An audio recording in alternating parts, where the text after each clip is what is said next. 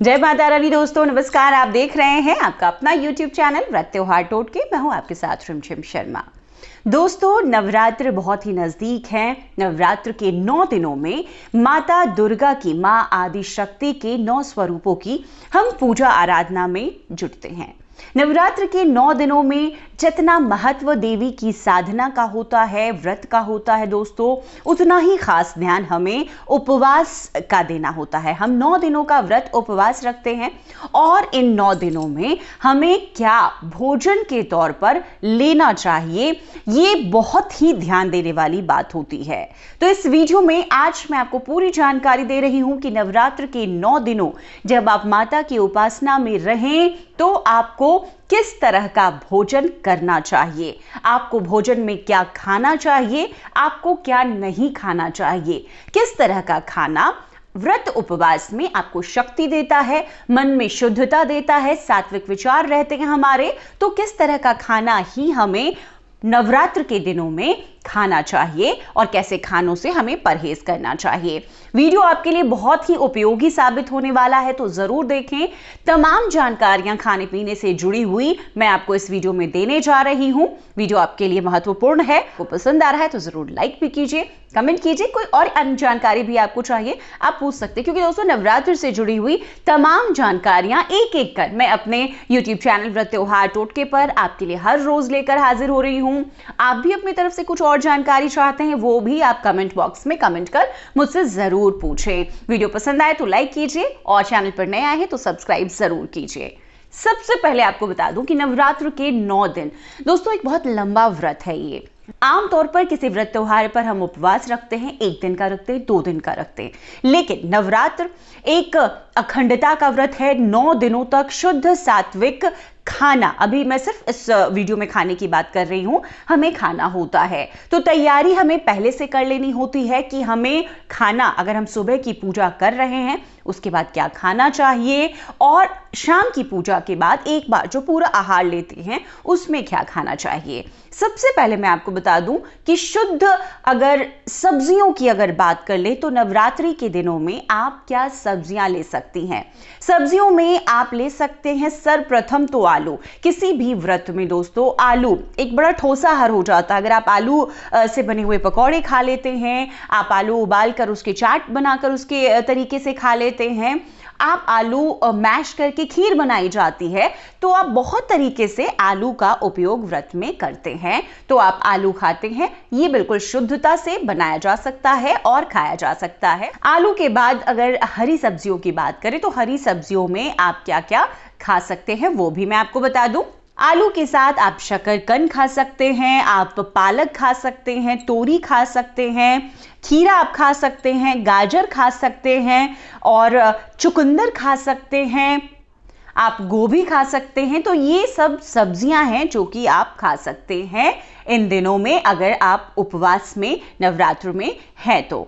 दोस्तों अब बात कर लेती हूं फलों की। फलों में आप कोई भी फल ले सकते हैं, लेकिन यहां पर ध्यान देने वाली बात यह होती है कि जो फल हम लें वो सही समय पर लें। सुबह खाली पेट फल ग्रहण नहीं करने चाहिए नवरात्र के दिनों में। कोशिश करें कि उससे पहले आप लिक्विड फॉर्म में आप नारियल पानी ले सकते हैं, आप स्किम्ड दूध थोड़ा ले लीजिए, उसके बाद आप फल ले सकते हैं। थोड़े ड्राई फ्रूट्स आप खा सकते हैं, उसके बाद फल लीजिए। फल में आप कोई भी फल, जैसा मैंने बताया, जो भी सीजनल फल की उपलब्धता होती है, नवरात्र एक अश्विन में है, दूसरा चैत्र में, आप सेब, केला, अनार, पपीता कुछ भी ले सकते हैं, अमरूद। लेकिन ध्यान दें, जैसे अमरूद आपको सुबह खाली पेट नहीं लेना चाहिए, पपीता आपको सुबह खाली पेट नहीं लेना चाहिए। तो इन सब चीजों को ध्यान देने के साथ आप नवरात्र में कोई भी फल ले सकते हैं। अब बात कर लेती हूं कि पूरा जब भोजन लेते हैं संध्या काल में लोग शाम की आरती के बाद, तो उसमें आमतौर पर कुट्टू के आटे का उपयोग किया जाता है, सिंघाड़े के आटे का उपयोग किया जाता है। नवरात्र में दोस्तों पूरे 9 दिनों तक आपको अनाज नहीं लेना है, तो आपको गेहूं चावल से बनी हुई किसी भी चीज का सेवन नहीं करना है। तो आप क्या लेंगे, कुट्टू के आटे की आप पूरी तल सकते हैं, पराठा बना सकते हैं, सिंघाड़े के आटे की आप पकौड़ियां बना सकते हैं, उसकी भी पूरियां बना सकते हैं, हलवा बना सकते हैं। तो ये चीजें आप पूरे जब भोजन करेंगे उसमें इस्तेमाल करेंगे।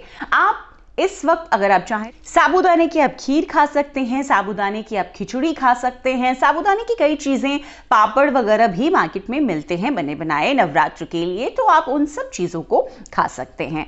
बात अब ड्राई फ्रूट्स की कर लूं तो ड्राई फ्रूट्स में भी आप कोई भी ड्राई फ्रूट्स खा सकते हैं। मखाने लोग खाते हैं, मूंगफली खाते हैं, आप जुहाड़े खा सकते हैं, बादाम खा सकते हैं। बादाम अगर आप भिगो कर रात में रख दें और सुबह सबसे पहले दूध के साथ लें तो ये आपको शक्ति भी प्रदान करता है और कह सकते हैं कि एक जो उपवास में बहुत जल्दी जल्दी भूख लगने, वो भूख को शांत कर देता है। ठोस आहार के तौर पर आप बादाम भरा दूध ले सकते हैं। तो ये सब चीजें हैं जो कि आपको नवरात्र में लेना चाहिए और ऐसी चीजें हैं जो आपके स्वास्थ्य के लिए भी अच्छी। तो अब आपको बताती हूँ कि मसाले में आप क्या खा सकते हैं। अगर आप सब्जी बना रहे हैं या किसी भी तरह का छौंक लगा रहे हैं तो आप जीरे का इस्तेमाल कर सकते हैं। आप जीरा पाउडर खा सकते हैं, आप इलायची खा सकते हैं, लौंग खा सकते हैं, अजवाइन खा सकते हैं, आप जायफल खा सकते हैं। तो इस तरह के काली मिर्च भी आप खा सकते हैं नवरात्र के 9 दिनों में उपवास के खाने में। लेकिन कई तरह के मसाले हैं जो आपको बिल्कुल नहीं खाने चाहिए। मैं वो भी बता देती हूँ कौन से वो मसाले हैं जो आपको नहीं खाने चाहिए नवरात्र के व्रत में। नवरात्रि के व्रत में आप हल्दी नहीं खाएं, हींग नहीं खाएं, सरसों का तेल नहीं खाएं, मेथी दाना, गरम मसाला, धनिया पाउडर, इन सब चीजों का इस्तेमाल आप नहीं करें।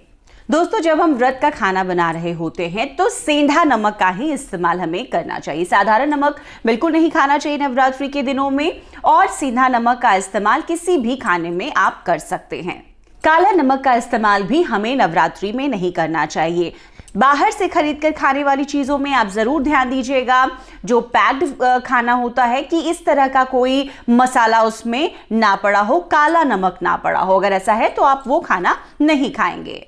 नवरात्र के दिनों में दोस्तों हम सभी जानते हैं, हम व्रत कर रहे हो या नहीं कर रहे हो, जो व्रत कर रहे हैं उनके लिए तो बिल्कुल सात्विक भोजन है जो मैंने आपको बताया है कि ऐसे खाना चाहिए। जो घर में जहां पर व्रत हो रहा हो वहां पर भी शुद्धता बरतनी चाहिए खाने पीने से संबंधित। जैसे घर में पूरे घर के सभी सदस्यों के लिए है कि वो तामसिक भोजन, मांस मदिरा आदि का सेवन बिल्कुल ना करें, लहसुन प्याज भी नहीं खाएं। किसी भी तरह के बाहर के खाने से भी ऐसे समय में बचना चाहिए, क्योंकि पता नहीं होता है कभी कभी हमें और गलती से लहसुन प्याज किसी खाने में आ जाए और हम खा लें, तो हमें बाहर का खाना भी अवॉइड ही करना चाहिए। जो लोग व्रती हैं उनके लिए पानी बहुत महत्वपूर्ण है। आपको पानी बहुत ज्यादा पीना चाहिए क्योंकि 9 दिनों का ये व्रत है। आपको अनाज से दूर रहना है, शुद्धता से खाना खाना है, तो शरीर में आपको व्रत भी करना है, आपको पाठ करना है, तो शरीर में ताकत की जरूरत है। पानी आप बार बार पिए, नहीं तो इसकी वजह से परेशानी हो सकती है।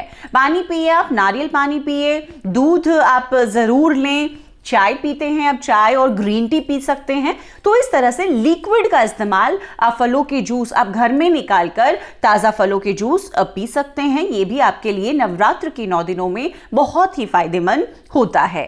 गर्भवती महिलाओं के लिए विशेष सावधानी बरतने की जरूरत होती है खान पान संबंधी, अगर वो नवरात्र का व्रत कर रही हैं, क्योंकि इस तरह से अगर हम खाना खाते हैं सुबह, थोड़े लंबे समय तक खाली पेट रहते हैं, गैस की समस्या हो जाती है। तो उनको अपने खाने पीने का विशेष ध्यान रखना है कि ज्यादा तली चीजें वो ना खाएं, सुबह वक्त से वो खाना खा लें। और देखिए, अगर जरूरी दवाएं हैं जिनके लिए भी, जो भी व्रत कर रहे हैं, वो जब भी खाना कुछ खा रहे होते हैं उसके साथ में ले सकते हैं। अनावश्यक की दवाएं ना लें, लेकिन जरूरी दवाएं, खासतौर पे अगर गर्भवती महिला हैं या कोई ऐसे व्यक्ति हैं जिनको बीमारी है और वो रोज उनको वो दवा जरूरी लेनी है, वो ले सकते हैं। उनके लिए परहेज की जरूरत नहीं है, लेकिन आपको ध्यान से समय से खाना खाते रहना चाहिए। तो दोस्तों, माँ की उपासना के ये 9 दिन आप व्रत रखते हैं, माँ की साधना में रहते हैं, तो बिल्कुल शुद्ध सात्विक तरीके से आपको भोजन करना है। मैंने संपूर्ण जानकारी दी है आपको खाने में क्या खाना चाहिए और क्या नहीं खाना चाहिए। लिक्विड का पूरा इस्तेमाल कीजिए, फिर देखिएगा किसी तरह की कोई परेशानी आपको नहीं आएगी। उम्मीद करती हूँ वीडियो आपके लिए जरूर फायदेमंद साबित होगी। वीडियो पसंद आए तो जरूर लाइक कीजिए, कमेंट कर किसी अन्य तरह की जानकारी आपको चाहिए वो भी आप पूछ सकते हैं। वीडियो देखने के लिए आप सभी का बहुत बहुत शुक्रिया।